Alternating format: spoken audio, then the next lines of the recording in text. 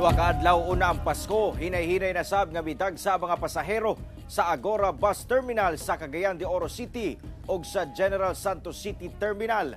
Bus companies anda mo serbisyo sa mga buot mo biyahe. Ani ang report.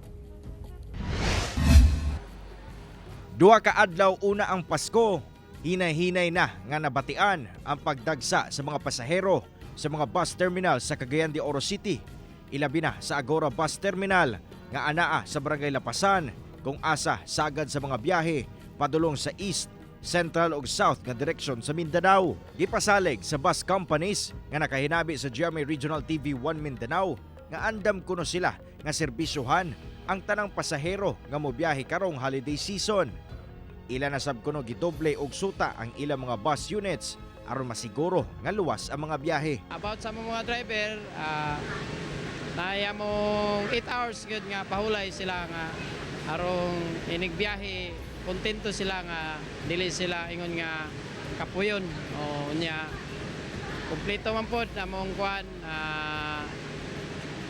kada matag terminal pwede sila mahapit either may mga inspector pod namo sa matag isa nagamanman pod sila. Nag-anam-anam na og dagsa mga pasahero sa General Santos City Public Terminal aron manguli sa ilang tag sa kaprobinsya og dito magsaulog sa Pasko. Sayo ko para kalingkod yung migtarong Davao.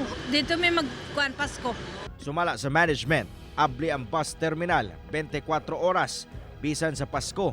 Apan magdepende na lang sa mga bus company kung unsang oras ang ilang biyahe. Na-augment na ta og daghan PNP no and ang Coast Guard na apoy ginapadala nga tao as well as ang Bureau of Fire. So ang task force na rin sila ginapadala nga mga additional na personnel. Sumala sa mga bus company nga nagabiyahe pa Davao City, South Cotabato, Cotabato City, walay pag-usab sa ilang schedule kung asa alas 2 sa kadlawon ang first trip ug alas 9 sa gabi ang last trip. I'm encouraging everyone as early as possible kung mag-uwi kayo, magpunta na kayo dito para hindi mag-congest ang Bulaang Terminal. Kauban si Makoy Sempron, Cyril Chavez, 1 Mindanao.